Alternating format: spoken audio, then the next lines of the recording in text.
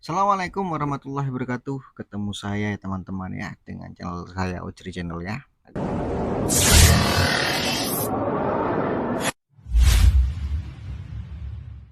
Setuju dengan program makan gratis untuk anak-anak mencegah stunting. Saya catat betul. Oke. Saya hati-hati betul pada pertanyaan itu. Lalu saya jawab, saya tidak setuju. Oke. Anda keliru kalau mau stunting.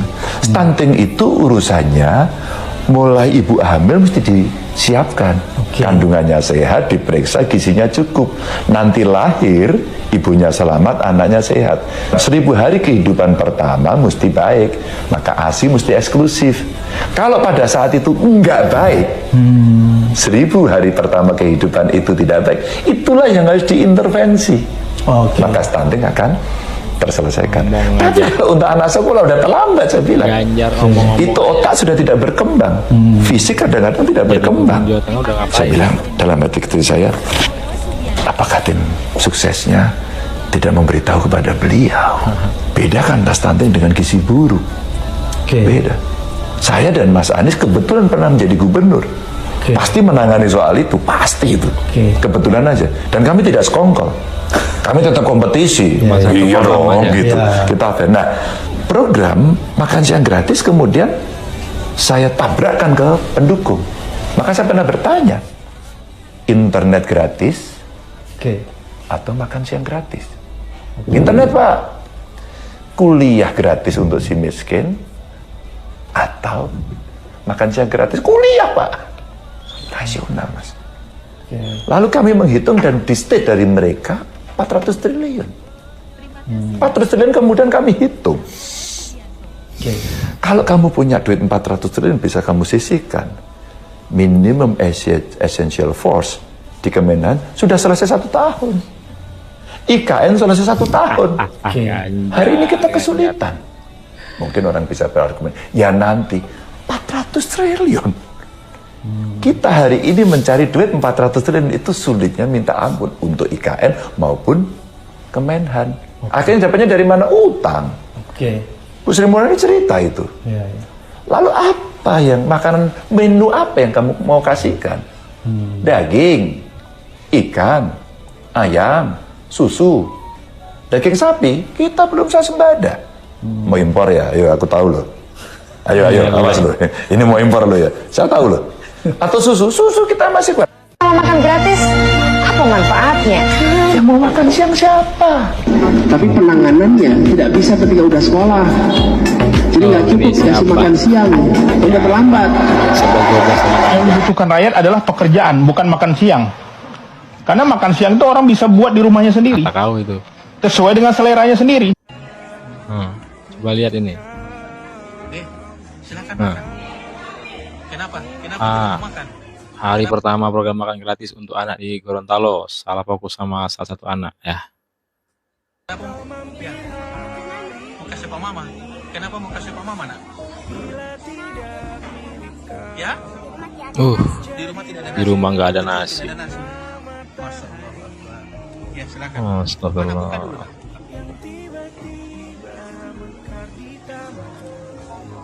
Yang mau makan siang siapa? Pak Prabowo nuhun, Pak Prabowo. Makanya Pak Prabowo enaknya. Hari ini kita makan-makan. Makasih banyak Bapak Presiden. Alhamdulillah hari ini dapat 3 porsi dari Bapak Prabowo. Terima kasih Pak Prabowo, terima kasih Pak Prabowo, Pak Prabowo. Ya, Bapak Prabowo. Oke, gas. Kasih Pak Prabowo, kita Sikat dan 9 di konten review makanan gratis dari Bapak Presiden sama wakilnya Pak Gibran. Terima kasih ya Pak. Kita ada semangka, rolade, sama sayuran, sama karbohidrat. Nih kita ada suatu persembahan. Main lakunya men.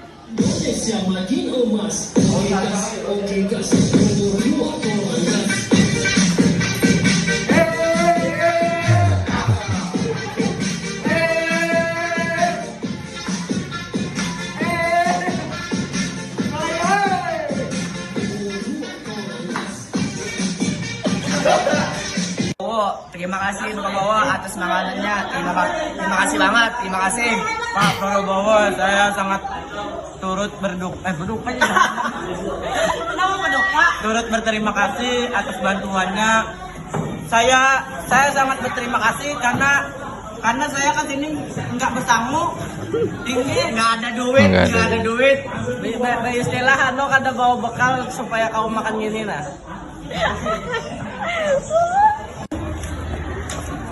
Gimana rasanya? Pak Prabowo, terima kasih banyak telah memberikan sekolah kita makan gratis. Semoga Pak Prabowo sehat selalu dan makin berdaya negara ini. Amin. Amin. Sebelumnya makasih dong Bapak Prabowo. Spesial hari Kamis Pak, aku punya pantun. Apa tuh? Pak Prabowo membangun negara dengan Cakep. dedikasi. Memperjanjikan rakyat dengan aksi. Cakep. Emang kita nggak salah pilih karena Bapak selalu di hati.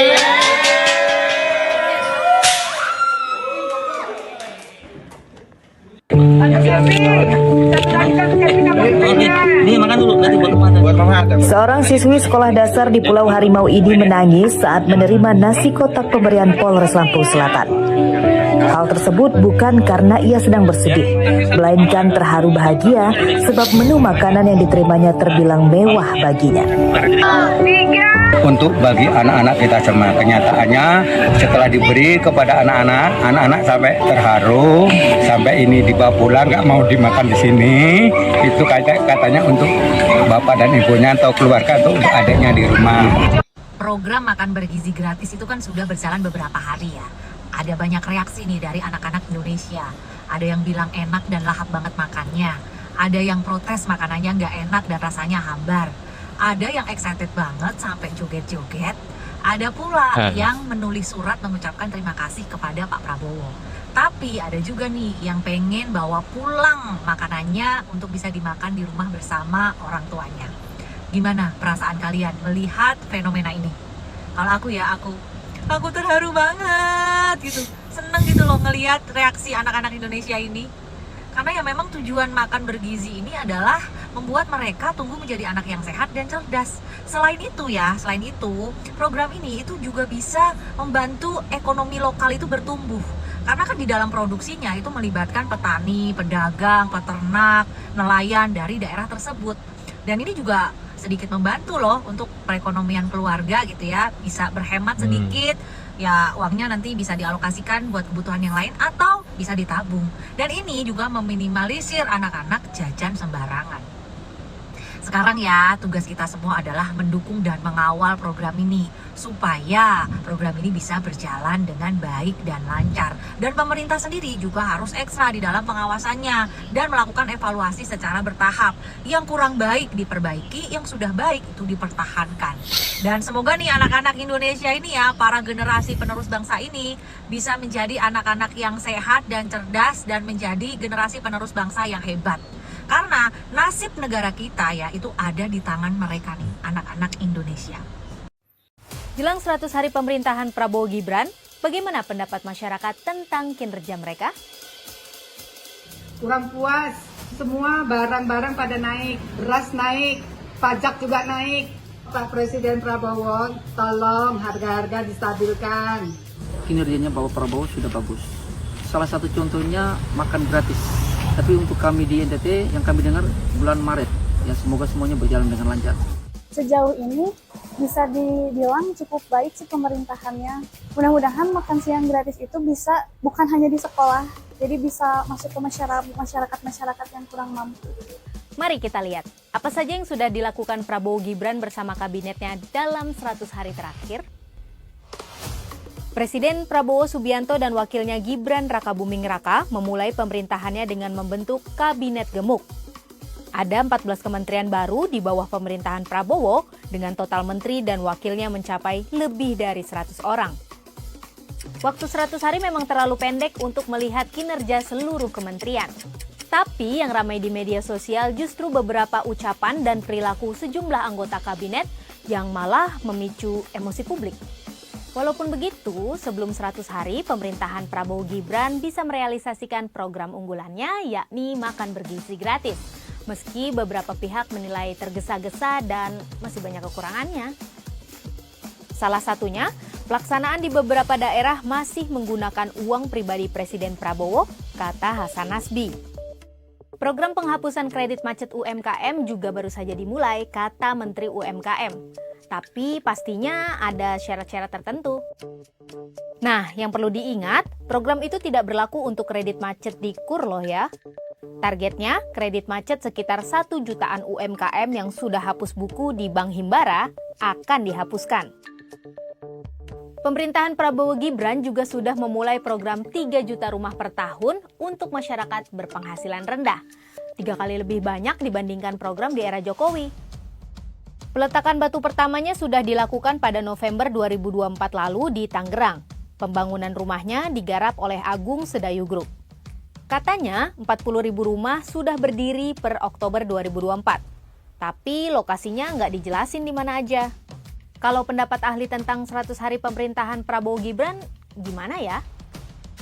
Problemnya di Prabowo adalah dia punya kementerian yang begitu banyak yang semuanya itu merupakan hasil dari perombakan yang dilakukan sendiri gitu ya. Sehingga mungkin startnya masih akan terkesan lebih lama ya. Dengan bengkaknya pemerintahan itu kan sebenarnya ada 2 efek yang paling bisa mudah dilihat ya. Satu adalah anggaran gitu. Nah yang kedua efektivitas kerja. Yang menurut saya banyak problem, kemudian banyak hal yang juga patut dievaluasi dan dikritisi nih buat ke depan. Tapi saya sih sebenarnya ada juga apresiasi kemauan dari Presiden Prabowo ini untuk mengeksekusi janji-janji politik dia untuk membuktikan lah paling tidak dia memang benar-benar berupaya lah untuk menjalankan apa yang dia janji ini dulu pas pilpres dan dulu diragukan gitu ya benar-benar bisa dijalanin apa enggak. Salah satunya yang paling fenomenal itu kan sih makan siang gratis ya, walaupun banyak masalah nih dalam eksekusinya gitu.